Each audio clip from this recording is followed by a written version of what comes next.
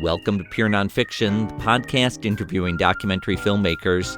I'm Tom Powers, the documentary programmer for the Toronto International Film Festival and artistic director of Doc NYC. On this episode, I talked to Wenders. In his new film, Pope Francis, A Man of His Word, Wenders interviews the leader of the Catholic Church, who's gained attention over the past 5 years for his outspoken views on climate change, poverty, child abuse, and more.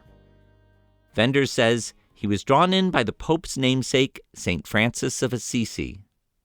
It meant a lot to me when I was a little boy. He was the only saint I could sort of put a name to. I knew what he stood for. He talked to the birds and he called all animals brothers and sisters, and that really got my imagination. Wenders grew up in post-war Germany and took inspiration from American comic books, music, and movies. In the early 1970s, he was part of the new German cinema movement.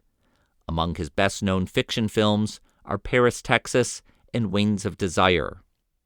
Over the past 20 years, he's made a string of acclaimed documentaries, including Buena Vista Social Club about the Cuban music group, Pina, a 3D celebration of choreographer Pina Bausch, and The Salt of the Earth, profiling the Brazilian photographer Sebastião Salgado. In Pope Francis, A Man of His Word, we watch the Pope speak directly to camera on a range of topics. Wenders interweaves these conversations with footage from the Pope's travels around the world, and also scenes from the life of St. Francis, shot in black and white as if they came from a silent movie. Wenders is now 72. He sat down with me in a Manhattan office, having just returned from the Cannes Film Festival, where his film had its world premiere. I asked him to describe his own religious upbringing. I was born right after the war. Catholic family. My father was a doctor with a very Catholic ethos. He was living his life for his parents, and he lived his faith very convincingly. So I grew up Catholic school, altar boy, all this stuff. And, as I understand it, when you reached a certain age, you drifted away from it. Yeah. Before I drifted away, I was intensely considering even becoming a priest at the age of 15, 16. But then rock and roll, pinball machines, and movies came, and I started drifting away, and then became a student in philosophy and was influenced by existentialism. And then 68 came, and I was a socialist, and the 70s came with all their temptations, and I just moved away from my Christian belief, only to return the late 80s, early 90s in a big way and realize I'd been looking all over, but I should have looked closer to home because that's where I was happy. Came back to my Christian belief at the age of 50 or so. And so when you say you went back to your Christian beliefs, was it on different terms? It was on different terms. I was no longer Catholic. I converted to Protestantism. And lived in America. And that changed it a lot because American communities are so different from the churches I knew in Germany. In Germany, both Protestant and Catholic churches are paid for by the state. So when they collect your taxes, they also collect your church taxes. In America, it was much more livelier, I felt, and the parishes were living off their flock, so to speak. And so I liked that much better. And I was in America in a Presbyterian community. Returning to Germany, and it's now always more than 10 years ago, I'm an ecumenical Christian, really. I share my time. I go to both Catholic and Protestant services, and I really try to make the most out of all churches and get the best of everything. And well, knowing that you'd had this background in philosophy and kind of left the church and came back to a church, it seems like the biggest thing one of the biggest things to reckon with there is a belief in God. And sounds like you came back to a belief in God. Yep, and you can see that in my movies. If you look at Wings of Desire or Far Away So Close or other films, I do believe in a friendly God who sees us with loving eyes, and that, in effect, really changes the whole ballgame. It really has an effect on everything you do. If you have that belief that you're being seen, it changes a lot. It changes your attitudes. So this film on Pope Francis, I understand that someone at the Vatican reached out to you to see if you'd be interested. Yeah, because who would have thought to make a film with or about the Pope? That wasn't in my life plan. And until one day this letter arrived, would you be inclined to talk with us about the possibility of speaking to the Pope and making a film with the Pope? So, sure, that was enticing. I took a deep breath and walked around the block and thought, wait a minute. Would I do that? Could I do that? Under which conditions could I do that? And then I went and talked with them and realized that didn't have in mind that they would produce a film. They had in mind to just plant a seed, and then if I was interested, and then we'd have to find an independent production, finance the film independently, distribute it independently. I should make it as much as possible my own film. That was not even a concept. I would have to even write a treatment. They really just wanted to throw the idea at me because obviously no filmmaker would come up with the idea. So they suggested it, and I was lucky that they asked me first, and I said yes, and it then became an independent production, and they kept entirely out of it. I had access, very privileged access, as you see in the film, to Pope Francis, access to their archives, and I informed them what I was doing. They saw the film, they saw a cut, but they never ever requested any change and stuck to their promises. So it was sometimes hard for me to tell what footage in there you had shot and what footage you had got from the Vatican archives. There's one shot in particular where the Pope is talking to a room full of cardinals, and there's a pan across the faces of these cardinals, which seems in kind of contrast to what he's talking about. Is that something that came from the archives? Or? That famous speech addressing the Curia and addressing the diseases that even the Curia could fall victim to, that was in the newspapers. We could even read the speech at the time, but that was before I started working on the film.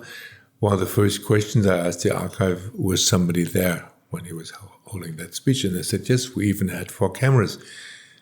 But it's unedited, it's in the archive. So I said, yeah, let me see it.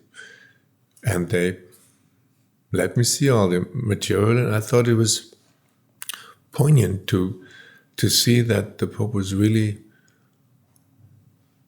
sticking to his word and was courageous enough to even tell his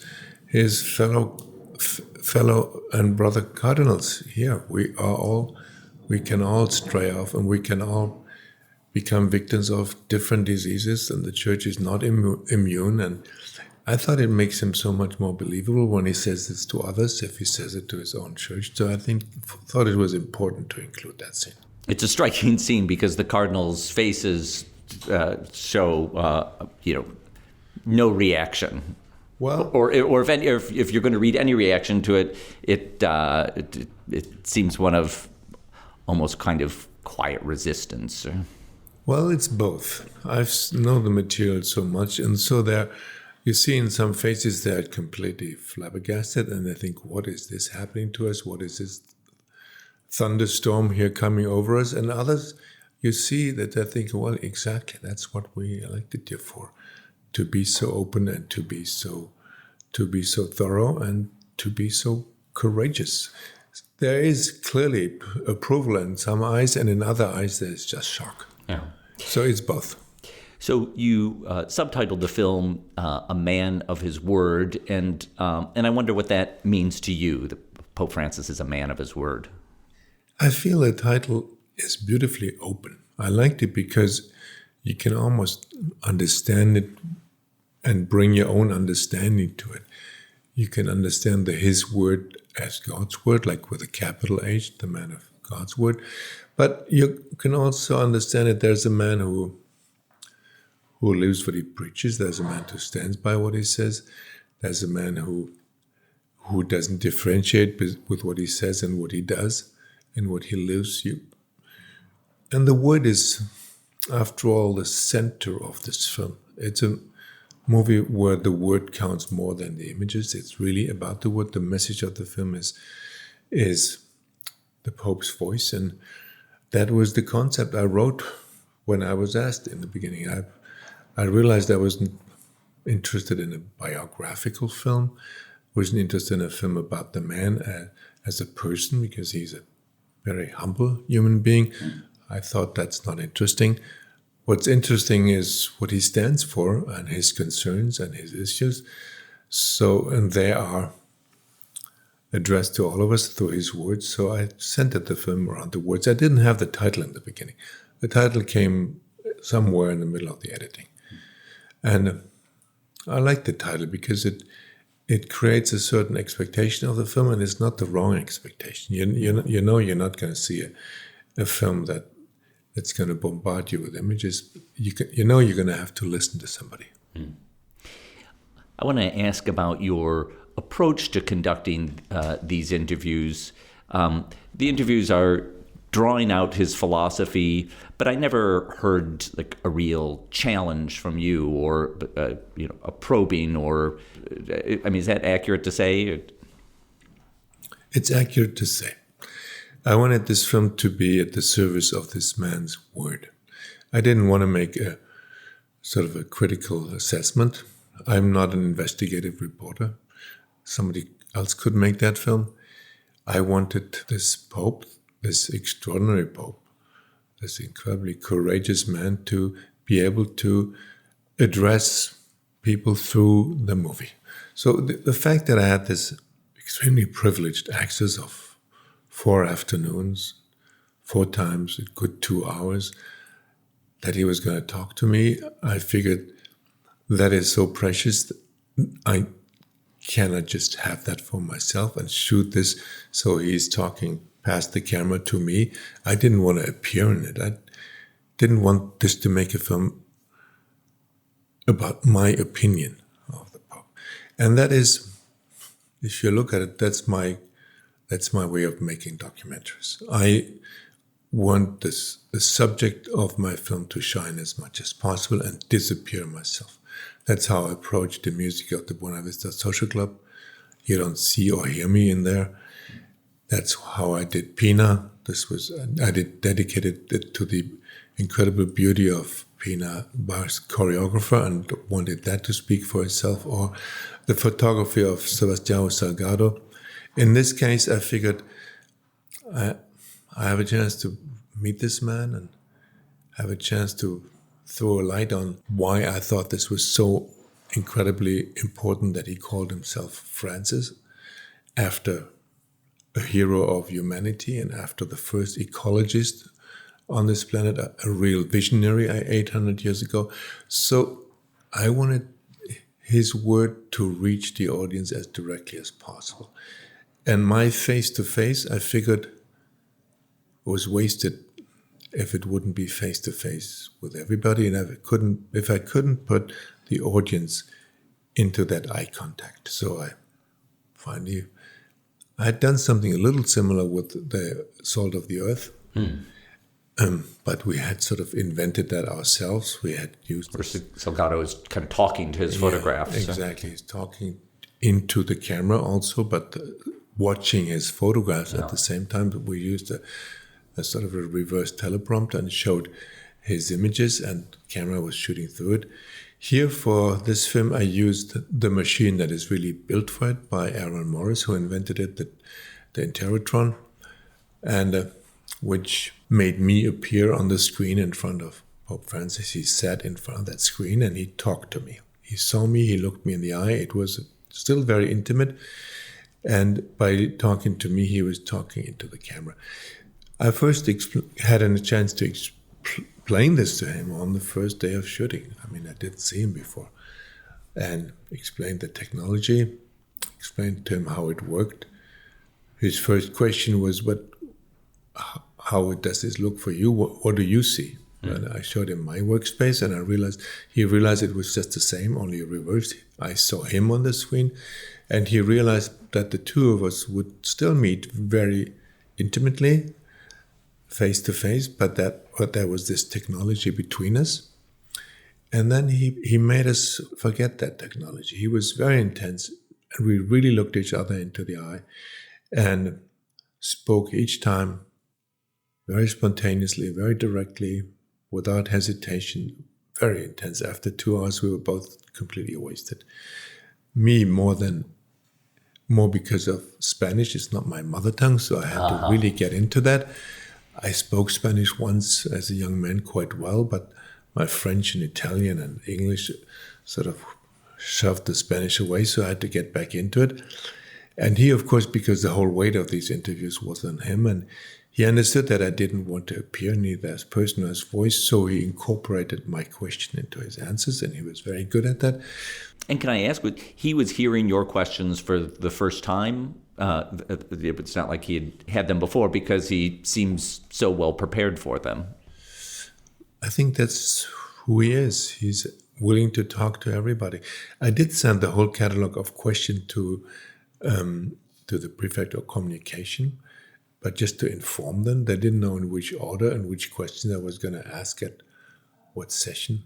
And the Pope really answered them spontaneously and sometimes really at length. I mean, I also did the transcripts and subtitled it on my own in English, so I'd really know exactly what he said. And all the other speeches that appear in the film that we didn't shoot, I really subtitled everything. So I got very intimate with his word, and that was truly the basis of the film. That was also going to be the dramaturgy of the film, was his word, and it had to come out of his issues. There was no structure. While the only help I had to structure the film was the other things I shot, which was these reenactments. You shot these kinds of scenes bringing the life of St. Francis of Assisi to some visualization. When I was watching it, I imagined that you had taken these from some old black and white silent movie that I didn't know of, but I've come to learn that you shot them yourself. That was a little bit the intention. I didn't want to draw anybody's attention to the fact that we shot it. And I wish I could have found this kind of footage.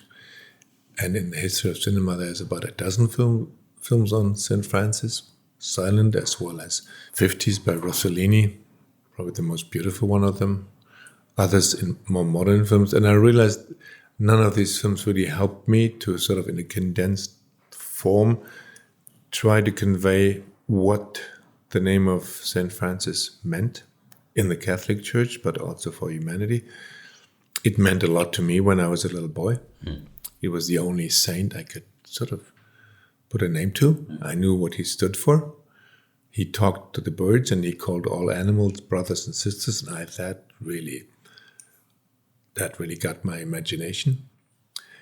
So, in a way, I knew what this name stood for, and even when Pope Francis was first introduced on that night on St. Peter's Square, You were alert to it. I was excited. Yeah. I was excited before we even...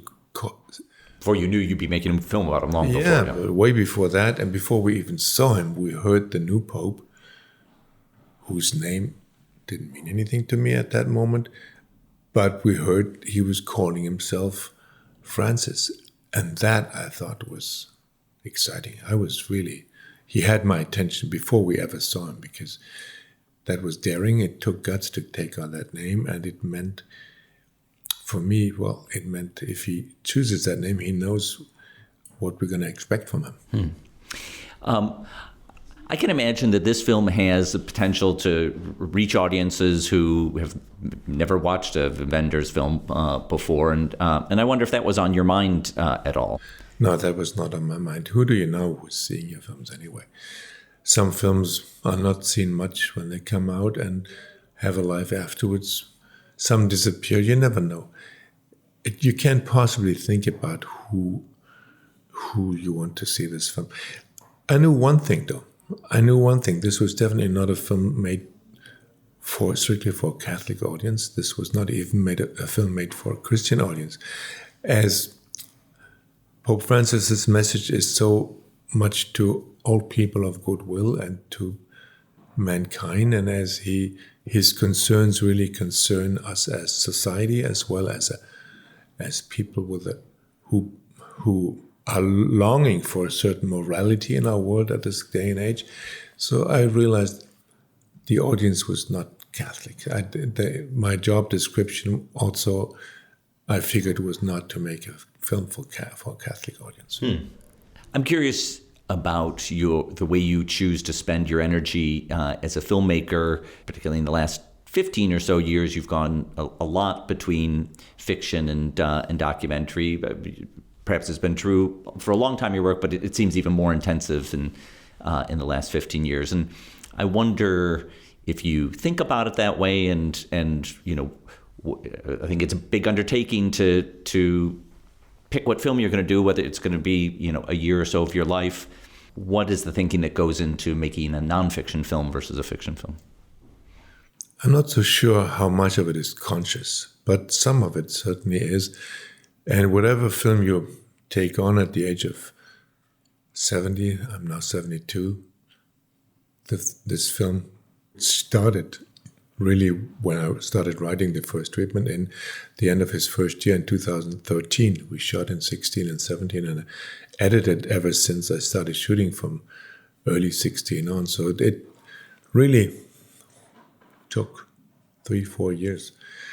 And your question is right. How do you choose them? And because you only have so many films left in you. There's a certain age when you think you have an infinite amount of films that you can do. Not anymore the case. And it's true that I've been leaning more towards documentary in the last 10, 15 years. And it's probably, I thought about it a lot. What is my impulse here? And it's probably that even my fictional films from the beginning had very much of a documentary approach. Some of my fictional films were shot without a script, even without any script at all, some of them, and were developed on the road. So there is a certain documentarian approach in it. And that is a kind of filmmaking that gets more and more difficult these days. I couldn't get a film financed anymore today, a fictional film where I said, well, guys, I don't have a script. I have an idea. And that is entirely out of the question. I was able to do that several times in the 70s. And even Wings of Desire never had a real script. But that has become so much more difficult. Filmmaking is more controlled today, especially in the fundraising, by control of script, control of content, by people who read, by people who get involved. And my kind of fictional filmmaking is getting more and more difficult. Right. That's interesting. But with a documentary, you can say, I just have an idea, and they'll... You can, but seriously, I've been teaching for 20 years as well. I know that if you really want to, if you don't have a name, but if you start from scratch and you want to get a documentary done as a young filmmaker, you're expected to write a script. You're expected to write a 100-page treatment, as if you knew already. The whole excitement of making a documentary is that you don't know, and that it's a discovery. But all these things are changing these days, and the whole act of filmmaking gets more and more streamlined and controlled. But documentaries are really wide open still, and in many ways more adventurous as a process and more open. So I have, in the last 10 years, dedicated more time to documentaries than fiction. So as we're talking about film, I think of your film Room 666, filmed at the Cannes Film Festival in the early 80s, where you're asking different directors to reflect on the state of cinema at that time. And I wonder if you were to remake a version of that film today, what would the questions you'd be asking about cinema today? There wouldn't be as so much about the future of storytelling, because that is definitely going to go on. There'd be more about in what form are we going to do this in the future? And are we all going to end up alone in front of our monitors or home screens? Are we all gonna end up seeing content? And that is the new film. That is the new term for movies. Content. Are we gonna all get used to seeing content alone? Is this process that we have been watching over the last 20, 30 years of a constant alienation and a constant reduction of social events and of social activities towards lonely activities, I mean, in front of computers and on our devices and our iPads, and you call it. And cinema was such an incredibly social activity when I started being aware of it. It was like going to church. It was communal experience. And it still is today, but that communal experience is being saved more and more to blockbuster movies. And the independent expression and all other forms of movies, they are more and more disappearing from theater context. It's very privileged that a film like mine right now, A Man of His Word, actually gets to theaters. A lot of the films I've seen over the last 2-3 years that I really liked don't have that privilege. A lot of more experimental films and a lot of talent now work in movies that have different forms of exploitation. And that would be my most burning questions. Where is that going to take us? What is going to be the form, the kind of reception that movies and storytelling and images, where is it going to go to? Are we going to all be more and more lonely in order to receive these messages from other people, or stories, or fairy tales, or documentaries? So very reality-driven things. Is there a chance that in the future people can still enjoy the traditional movie experience, or is that going to go down the drain? That is important, I think, because it, in the end, influences the so-called content. When you say that, it makes me curious. What are the documentary makers today that you look to or feel excited by? Not to put you too much on the spot, but I just wonder if there are any that come to mind, or any films that come to mind that impress you. The beauty is today that many people can do things and with little means, and people can make amazing documentaries, and they really don't have a big machinery behind them. They can shoot it with consumer technology. They can edit it on their own. I've seen a little from National Bird. I don't know if you saw that. It's about National Bird, yeah. Did you sign on as executive producer or something like that to that film? Yes, because she came to me and showed me the film, and I realized this is not going to get seen much. And Aaron Morris and I sort of stood behind it. But it was made with peanuts, you see. It was made by a courageous young woman who got this really important film together. And in a contemporary landscape, there is other films like that. There's lots of films like that. Wherever you travel in Europe, even in Africa and Asia, you see filmmakers who understand the chance of today that they can make aerial shots with a little thing they buy for peanuts and a drone, and they have 4K cameras, and they can edit it at home on their computers. So there is more and more movies, exciting movies, reality-driven movies all over the planet. But the difficulty now is to get seen. The difficulty is to find the outlet and to get the attention. And I was just one example I mentioned with National Bird, because I saw it and it could just the world have disappeared. So for my last question, you've had a long relationship to America. You've made films in America. You've lived here. You took early inspiration from American cinema. I wonder what you're thinking about America today when we're in this very specific time. It's almost like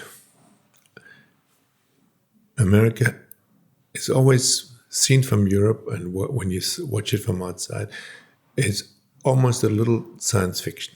For me, the state of America is almost like what the rest of the world is going to catch up with. And that is worrisome at this moment. And we see already in Europe that a lot of the governments start having national tendencies. We are a country, Germany is a country with 11 borders. So we are the country with more borders than anybody else. And more than half of these borders are already with countries who now really openly are representing the America First motto in their countries. Hungary first, Poland first. And the return of nationalism is an extremely painful thing.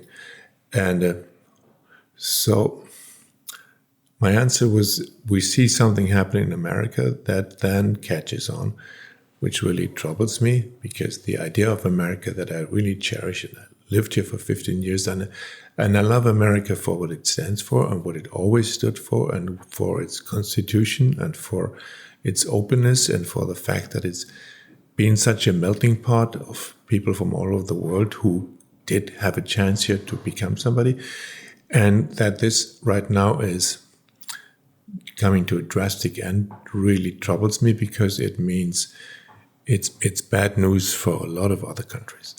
And the return of nationalism for me is a disease that I thought we were over this. When we moved into the 21st century, I thought this was behind us. And that is coming back in a big way in Europe, just as well as in other parts of the world, is really troubling me. And that's one of the reasons why I'm so happy that I was able to make this film with Pope Francis, because his voice is clearly an alternative voice to that. He really calls for a different equality of people on our planet, for a different fraternity and for a different feeling of responsibility. He's really calling for a moral revolution, and he's entitled to do so. And a lot of our leaders in Europe, just as well as in America or China or Russia, morally, they have no qualification to lead us. I